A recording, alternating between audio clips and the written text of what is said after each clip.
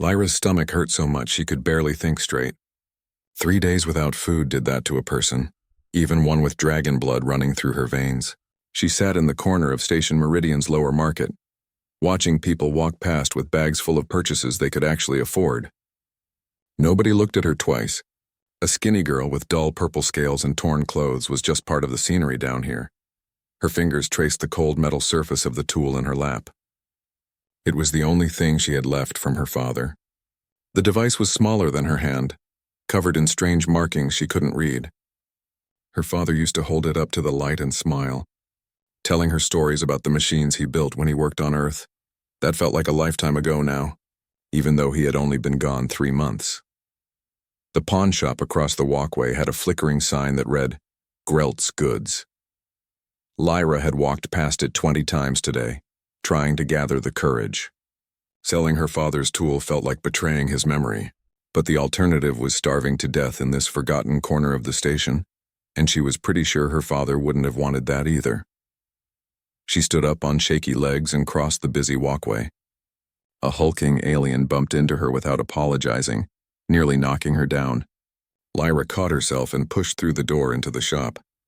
The smell hit her first, a mixture of old electronics and something rotting.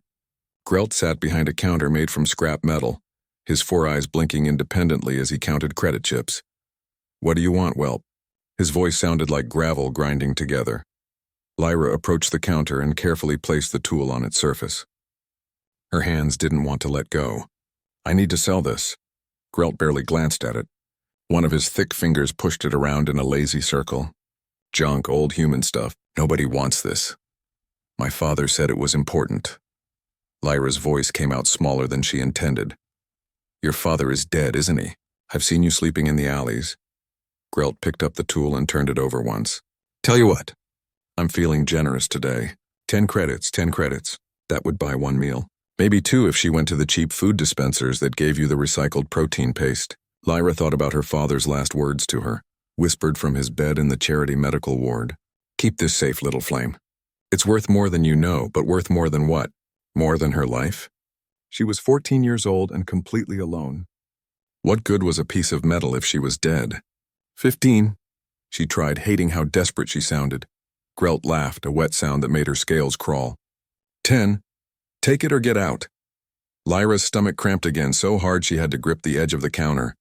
She looked down at the tool one last time, trying to memorize every detail. Then she nodded. Grelt transferred the credits to her worn wrist unit and waved her away. Lyra stumbled out of the shop, feeling like she had just cut off a piece of herself. The credits in her account should have felt like victory, but instead they felt like ash. She found a food dispenser 3 levels down and ordered the cheapest meal available. The protein paste came out in a gray lump with some kind of vegetable substitute on the side. It tasted like nothing, but her stomach accepted it gratefully. Lyra ate slowly, making it last, trying not to think about what she would do when the credits ran out in a day or 2.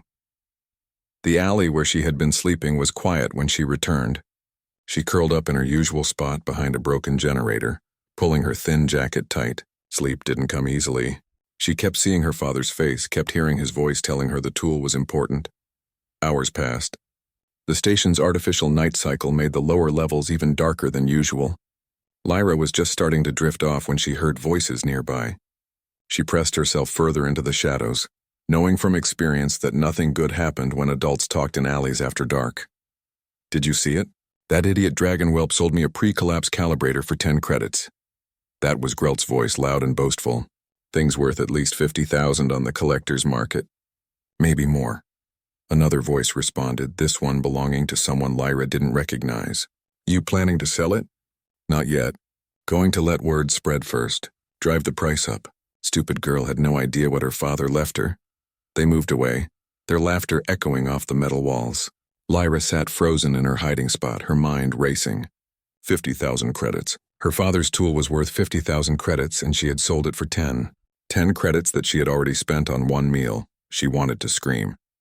She wanted to run back to Grelt's shop and demand he give it back. But she knew how the world worked, especially down here in the lower levels. Grelt would just laugh at her. Or worse, he might decide to make sure she couldn't tell anyone about their deal. Lyra pulled her knees up to her chest and wrapped her small wings around herself. They were too small to actually fly with.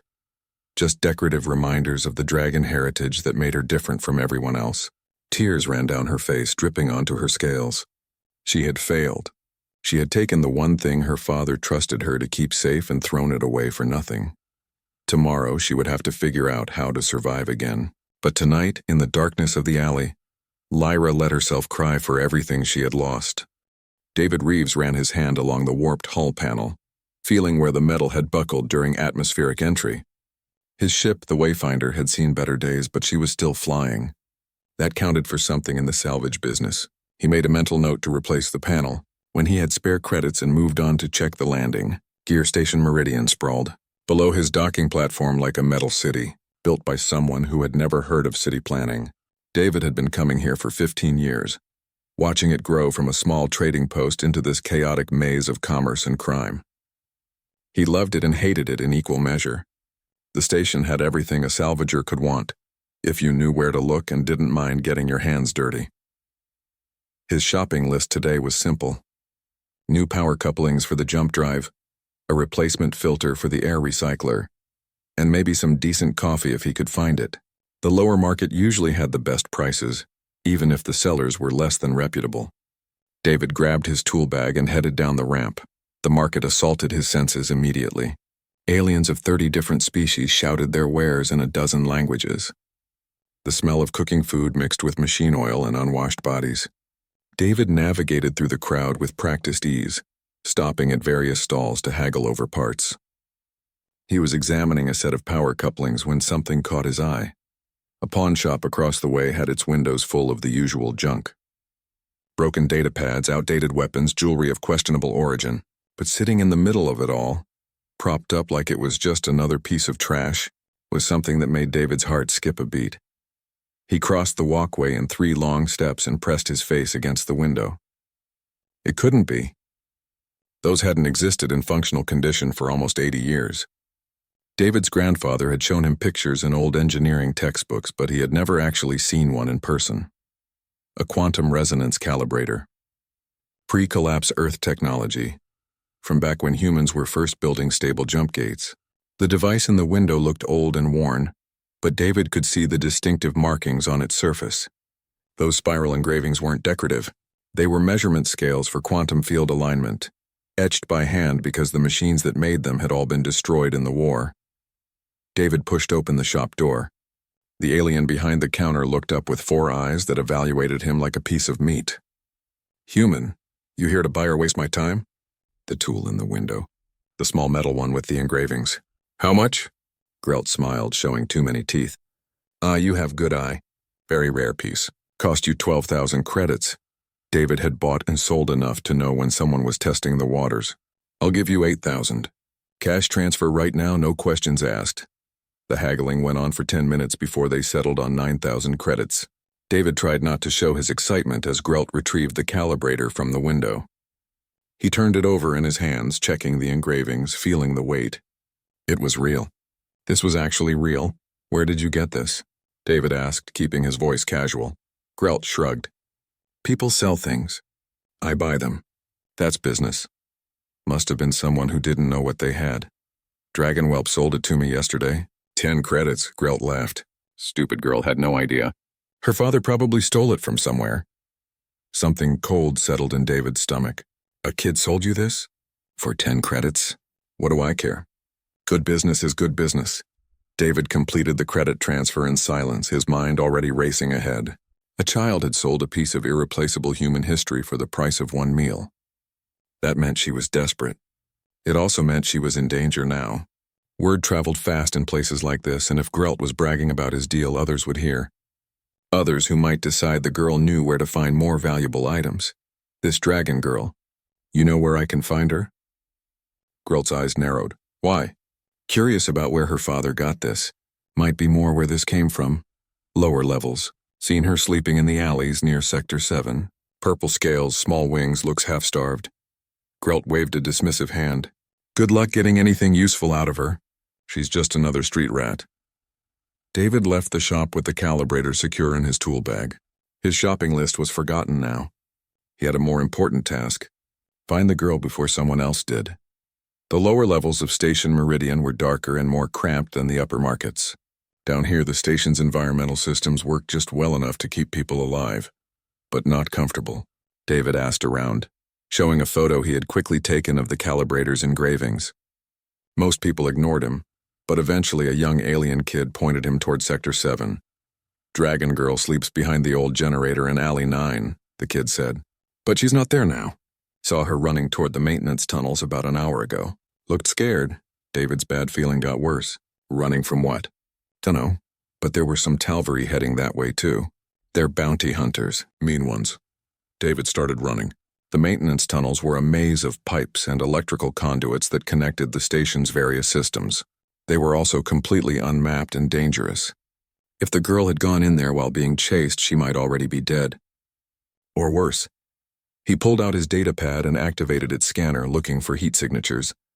The tunnels were full of them from all the machinery, but he filtered those out and searched for organic signatures. There. 3 large ones moving together, and 1 small one trying to hide. David checked his tool bag. He wasn't a fighter by nature, but he kept a sonic disruptor for dealing with aggressive wildlife on salvage runs. It would have to do. He entered the tunnels and moved as quietly as he could toward the signatures, hoping he wasn't already too late. Lyra's lungs burned as she squeezed through a gap between 2 massive coolant pipes. The metal was hot enough to sting her scales, but she didn't slow down. Behind her, she could hear the clicking sounds the Tal'Vari made when they were hunting. They had been following her for the past hour. Ever since she made the mistake of going back to her usual alley, she had just wanted to grab the spare shirt she had hidden there. Instead, she found 3 insectoid aliens waiting for her, their compound eyes reflecting the dim light like tiny mirrors. The biggest one had grabbed her arm before she could run, his mandibles clicking right in her face. "Little dragon, we hear you had something valuable. Where did you get it?" Lyra had bitten his hand and run. She didn't know these tunnels well, but she knew them better than most people. You learned the hidden places when you lived on the streets. But the Tal'Vari were hunters by nature, and they were faster than her. Much faster. The tunnel opened up into a junction where 5 different passages met. Lyra picked the smallest one and crawled into it, hoping her pursuers were too big to follow. For a moment she thought she had succeeded. Then she heard the scraping sound of chitin against metal as they forced their way in behind her. "Nowhere to run, little thief. Tell us what we want to know and maybe we let you live." Lyra's throat was too dry to answer. She kept moving forward, her hands and knees scraping against the rough tunnel floor. The passage ended abruptly at a mesh grate that overlooked a vertical shaft. Lights blinked far below, maybe 50 feet down. Behind her, the clicking was getting closer. She tried to pry the grate open, but it was sealed shut. Her claws scraped uselessly against the metal. This was it. She was trapped. Lyra turned around and pressed her back against the grate, watching as the first Tal'Vari emerged from the tunnel. His body barely fit in the space, limbs folding at odd angles. "You're making this harder than it needs to be," he said. 2 more of his companions appeared behind him, blocking any escape. "Your father had more than just that tool. Where is his workshop? Where did he keep his other devices?" "My father is dead," Lyra said, her voice shaking. "He didn't have a workshop. We lived in a single room. That tool was all he had left." "Lies." The Tal'Vari moved closer. Torvin was a master engineer. He would not have kept only one piece of technology. Hearing her father's name in this creature's mouth made something snap inside Lyra. She might die here, but she wouldn't give these hunters anything. "Even if he had more, I wouldn't tell you." The Tal'Vari reached for her with one of his sharp limbs. Lyra closed her eyes, waiting for pain. Instead, she heard a high-pitched whine, followed by a sound like thunder in the enclosed space.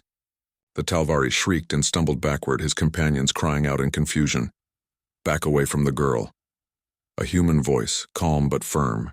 "Next shot won't be a warning." Lyra opened her eyes. A man stood at the tunnel entrance, partially blocking the light from behind him. He was older, maybe 40, with graying hair and clothes that had seen a lot of use.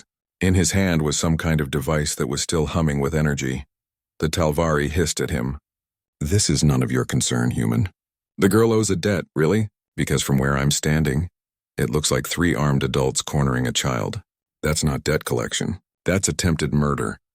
The lead Tal'Vari shifted his weight, clearly considering whether to attack. David raised his device slightly.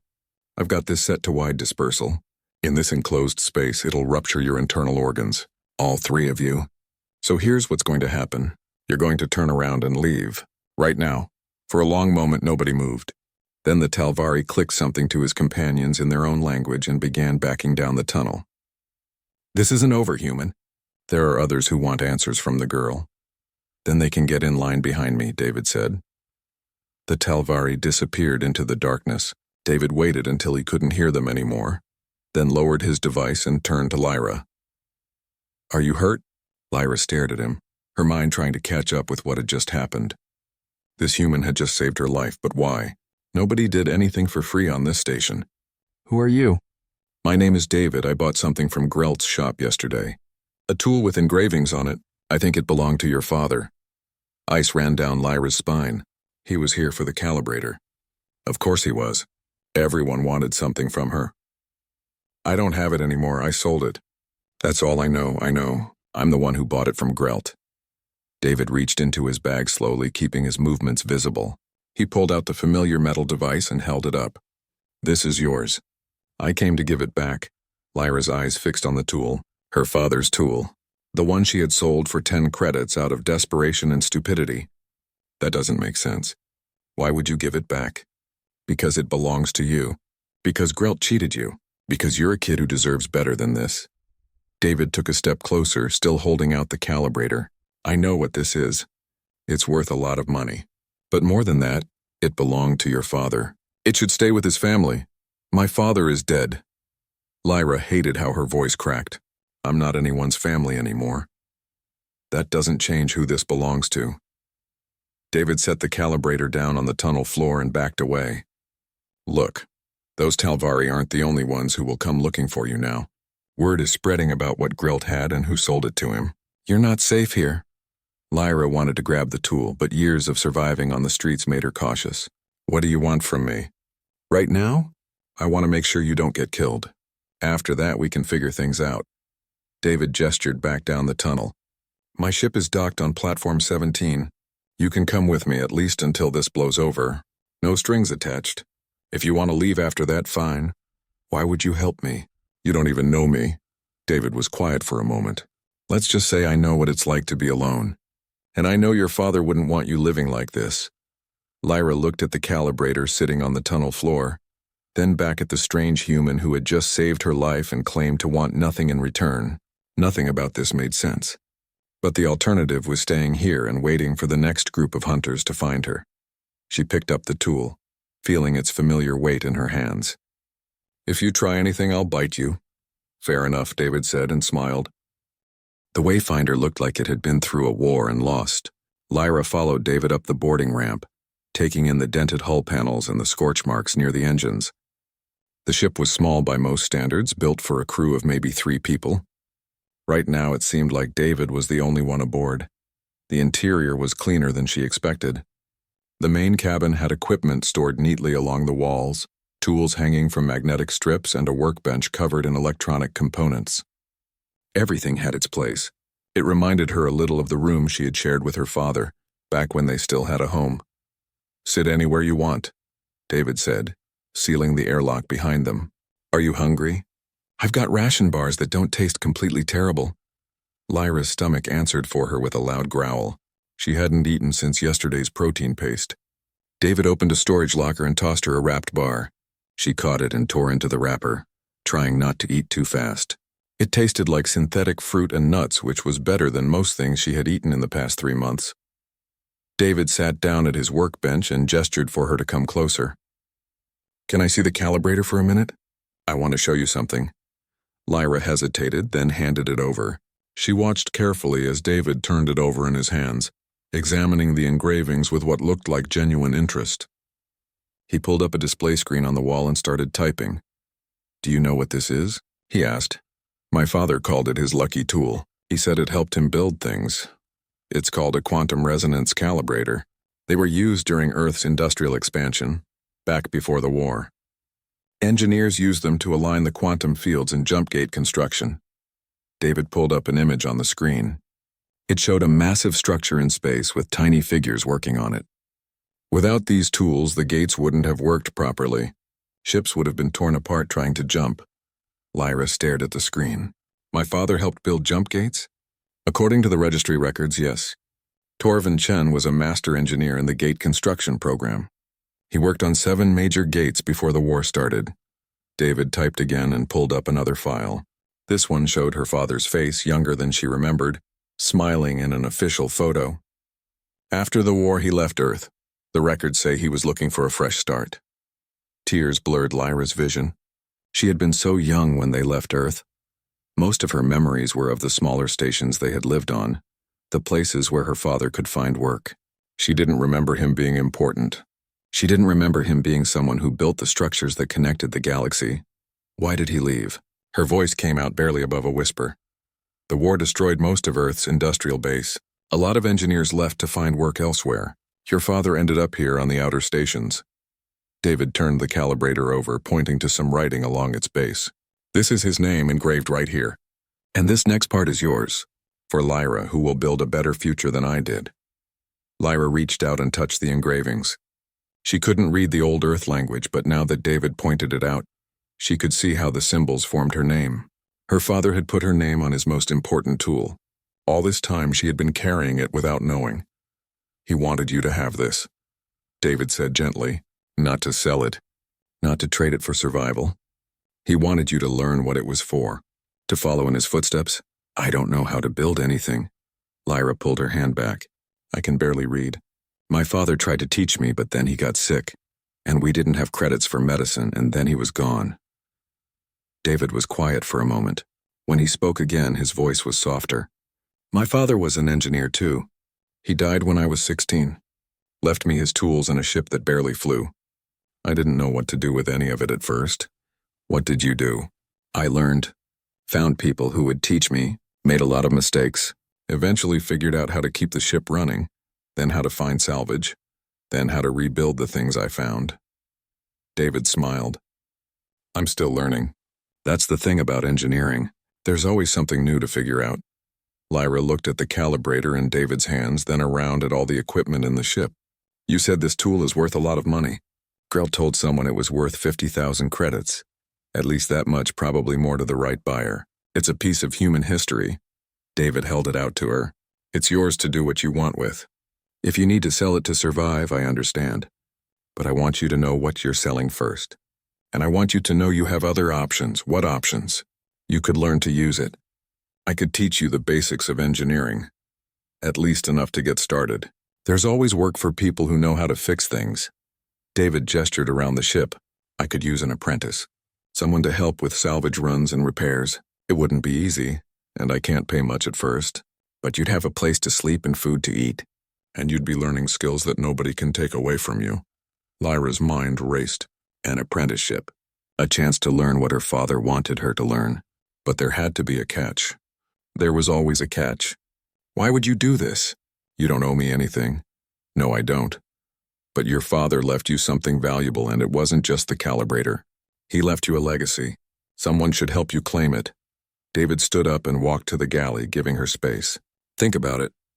You don't have to decide right now. You're safe here while you figure things out. Lyra clutched the calibrator to her chest. For the first time in 3 months, she didn't feel completely alone. This human had saved her life, returned her father's tool, and was now offering her a future. Part of her wanted to accept immediately. But another part, the part that had learned to survive on the streets, was still waiting for the trap to spring. Can you really teach me? She asked. To use this thing? To build stuff like my father did? I can try. I'm not a master engineer like your father was, but I know enough to get you started.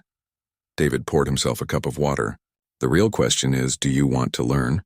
Lyra thought about her father, working late into the night on projects she didn't understand. She thought about the way his eyes lit up when he talked about the gates he had built. She thought about his last words to her, about keeping the tool safe because it was worth more than she knew. Maybe he hadn't just meant the credits. Maybe he meant the knowledge, the skills, the ability to create things instead of just surviving day to day. Yes, she said finally. I want to learn. David smiled, and for the first time since her father died, Lyra felt like maybe things could be okay. 3 days passed quietly on the Wayfinder. David showed Lyra how to use the basic tools, starting with simple tasks like checking power connections and cleaning components. She learned fast, her small hands perfect for reaching into tight spaces. Every evening, David would explain how the calibrator worked, breaking down the complex concepts into pieces she could understand. Lyra absorbed it all like she had been thirsty for this knowledge her whole life. On the fourth morning, everything fell apart. Lyra was practicing with a broken circuit board when she heard shouting outside the ship. David looked up from his work, his expression changing from calm to worried in an instant. He pulled up the external cameras on his display screen. 6 station security officers stood at the bottom of the boarding ramp and they didn't look friendly. David Reeves, this is station security. Open your airlock immediately. David muttered something under his breath and turned to Lyra. Stay here. Don't come out unless I call for you. What's happening? Nothing good. David headed for the airlock. Just stay hidden. Lyra watched through the internal cameras as David stepped out onto the ramp. The security chief, a tall alien with gray skin and too many arms, held up a data pad. You're harboring a fugitive. The dragon girl who was reported missing 3 days ago. Missing? She's not missing. She's with me voluntarily. A child can't volunteer to go with an adult she doesn't know. That's called kidnapping. The security chief gestured and 2 officers moved toward the ramp. Hand her over and maybe we'll go easy on you. David didn't move. This is about Grelt, isn't it? He reported her missing to cover up the fact that he cheated her. I don't know what you're talking about. Now step aside. Lyra's hands balled into fists. This was exactly like David had warned her. The criminals on this station had connections everywhere, even in security. They couldn't take the calibrator from her directly, so they were going to take her and claim David was a criminal. She looked around the cabin desperately. Her eyes landed on the communication panel.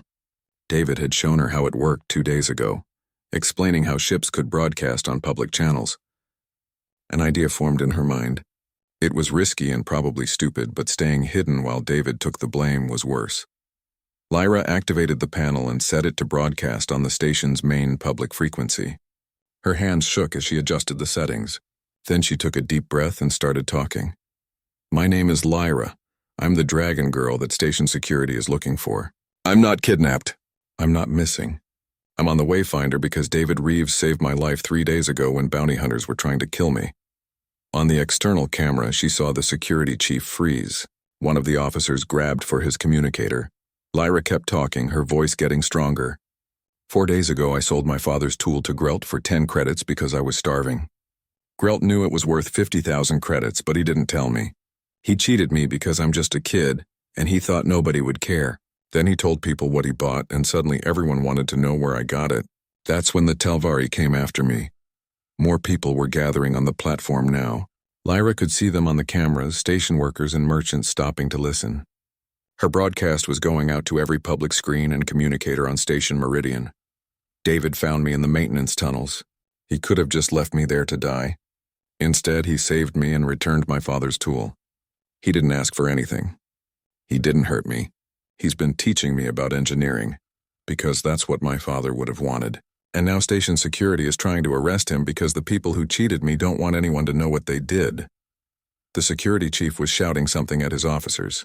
One of them was trying to trace the broadcast signal. Lyra knew she didn't have much time.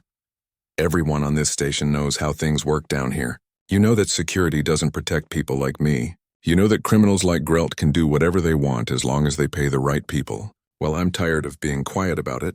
My name is Lyra Chen. My father was Torvin Chen, and he was a master engineer who built jump gates. He left me his calibrator because he believed I could be something more than just another street kid. David Reeves is helping me become what my father wanted. If station security arrests him for that, then everyone will know exactly what kind of station this really is. She ended the broadcast and sat back, her heart pounding. Through the cameras, she could see the crowd on the platform had grown. People were recording everything on their personal devices. The security chief looked furious, but he also looked uncertain. This wasn't a quiet arrest anymore. This was public. David turned and looked back at the ship. Even though he couldn't see her, Lyra knew he understood what she had done. He turned back to the security chief. You heard her. She's here voluntarily. If you want to arrest me, you'll have to explain to everyone watching why you're taking a man who saved a child's life and tried to help her. The security chief's communicator buzzed. He answered it, listened for a moment, then his expression went from angry to worried. He barked orders at his officers and they started backing away. "This isn't over, Reeves." "I think it is," David said calmly. The security officers left, but the crowd remained. Lyra watched as more people arrived, many of them recording everything. Her broadcast had gone viral on the station network. She could see it on multiple screens, her voice echoing across the platform. David came back inside and found Lyra at the communication panel. He didn't look angry. Instead, he looked impressed. "That was either very brave or very foolish. Maybe both. They were going to arrest you because of me. They were going to try.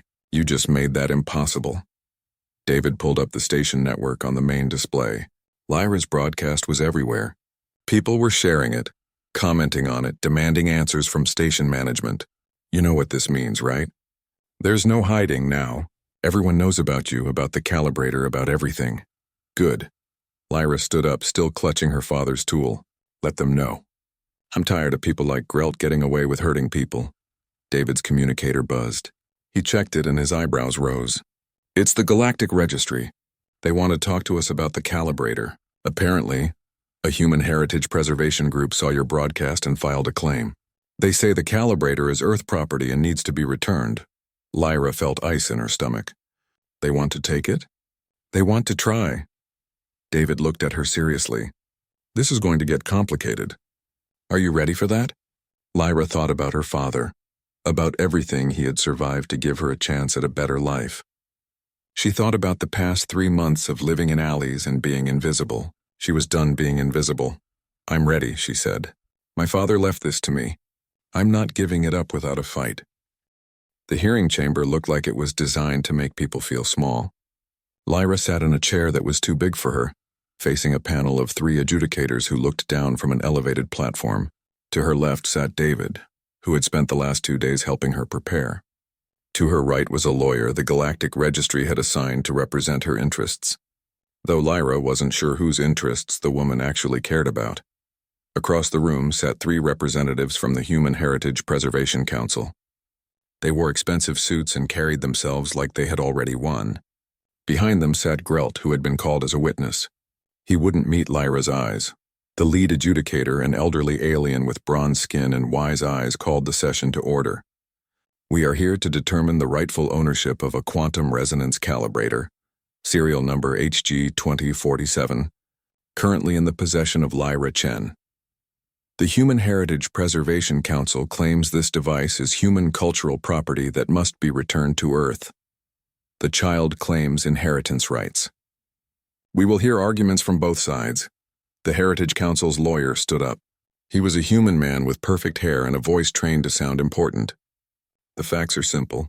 This calibrator is one of only 12 known to still exist. It represents a crucial piece of human technological history from before the war. Under the Heritage Protection Act, such items cannot be owned privately. They must be preserved in authorized museums for the benefit of all humanity." He pulled up images on the display screen, pictures of other calibrators sitting in glass cases, carefully lit and labeled. "This device belongs in the Human Technology Museum on Earth, where it can be studied and appreciated, not in the hands of a child who doesn't even understand its significance." The adjudicator turned to Lyra's lawyer. "Response?" The woman stood up, shuffling her datapad. "While we acknowledge the historical value of the calibrator, we must also consider the legal chain of ownership. Torvin Chen legally purchased this device 30 years ago, before the Heritage Protection Act was passed. It has remained in his family since then. His daughter is his only heir, making her the rightful owner." The Heritage Council lawyer shook his head. "The Act specifically states that all pre-war technology of this class must be registered and evaluated, regardless of when it was purchased. The fact that this calibrator wasn't registered is actually an argument for confiscation, not against it." Back and forth they went, using words Lyra barely understood. She watched the adjudicators' faces, trying to read whether they agreed or disagreed. Mostly they just looked bored. This was probably routine for them, just another case about property rights. They didn't understand what this tool meant to her. Finally, the lead adjudicator held up a hand. "We've heard the legal arguments. Before we deliberate, does anyone else wish to speak?" David stood up. "I do." The adjudicator looked surprised but gestured for him to continue. David walked to the center of the room. his tool bag slung over his shoulder. He looked comfortable there, like he was just talking to a friend instead of addressing a formal hearing. With respect to the council, I think they're asking the wrong question. This isn't about whether the calibrator is valuable, it is. This isn't about whether it's historically important, it is. The question is whether its value comes from sitting in a glass case or from being used the way it was meant to be used. The Heritage Council lawyer started to object, but the adjudicator silenced him. Continue. Torvin Chen was a master engineer. He helped build 7 jump gates. He could have stayed on Earth, could have kept this tool in a safe place where it would never get scratched or worn. Instead, he carried it with him across the galaxy. He used it to teach, to build, to make things better wherever he went. And before he died, he left it to his daughter with a message engraved on its base. For Lyra, who will build a better future than I did. David pulled out his datapad and displayed the engravings for everyone to see. That's not the message of a man who wanted his tool to sit in a museum. That's the message of a father who wanted his daughter to follow in his footsteps, to use the knowledge and skills he tried to pass on to her. The lead adjudicator leaned forward. That's very touching, but it doesn't change the legal situation. Maybe not. But it should. David turned to face the Heritage Council representatives. You want to preserve human technology. I understand that. But technology isn't just objects. It's knowledge, skills, the ability to create and fix things. Torvin Chen had that knowledge, and he was trying to pass it to his daughter before he died. If you take that calibrator and lock it away, you're not preserving his legacy. You're destroying it. Lyra felt something shift in the room. The adjudicators were paying closer attention now. Even some of the people in the observation gallery were nodding. David continued.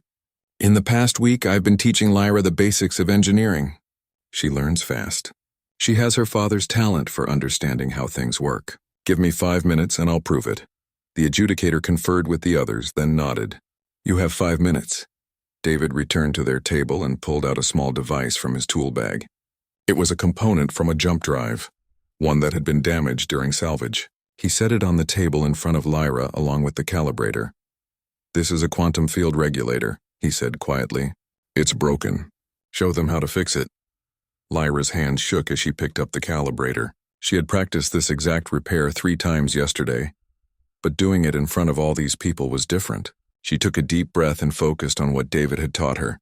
The calibrator had markings along its edge that measured quantum field strength. She held it near the regulator and watched the readings fluctuate. There. That was where the field was misaligned.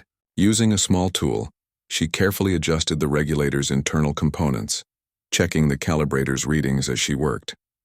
The numbers slowly came back into balance. After 4 minutes of careful adjustments, the regulator hummed to life, its indicator lights showing green. Lyra set down the calibrator and looked up at the adjudicators. The chamber was silent.